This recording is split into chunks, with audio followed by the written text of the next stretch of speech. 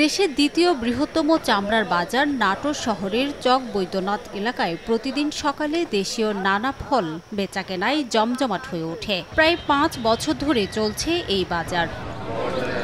তবে কাঁচা চামড়ার গন্ধ ও বর্জ্যে ক্রেতা বিক্রেতা স্বাস্থ্য ঝুঁকিতে। চর্মরোগ সহ নানা সমস্যায় আক্রান্ত হওয়ার শঙ্কা দেখা দিয়েছে। এলাকাবাসীর অভিযোগ, পৌরসভা ফল বিক্রির খাজনা নিলেও নিরাপদ স্থানে বাজার নিতে ব্যর্থ হয়েছে।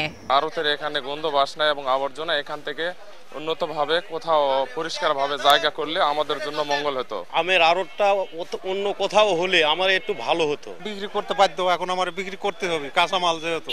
এখান থেকে যদি আমার অন্য কোথাও যদি সেপারেট করে কোনো জায়গা দিত তাহলে আমাদের জন্য সবচাইতে ভালো হতো। আমরা এখানে খুব একটা শান্তিতে নাই। স্বাস্থ্য ঝুঁকি এড়াতে ফলের বাজার অন্যত্র স্থানান্তরের পরামর্শ স্বাস্থ্য বিভাগের। তবে জায়গা সংকটে আপাতত বাজার স্থানান্তর করা যাচ্ছে না বলছে পৌর কর্তৃপক্ষ।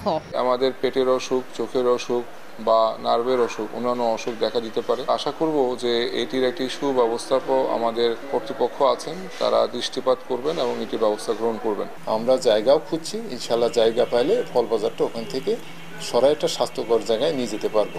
চামড়ার আড়তের মধ্যে স্থাপিত 18টি ফলের আড়তে প্রতিদিন গড়ে প্রায় 300 মণ দেশীয় ফল বিক্রি হয়। সময় সংবাদ, নাটোর।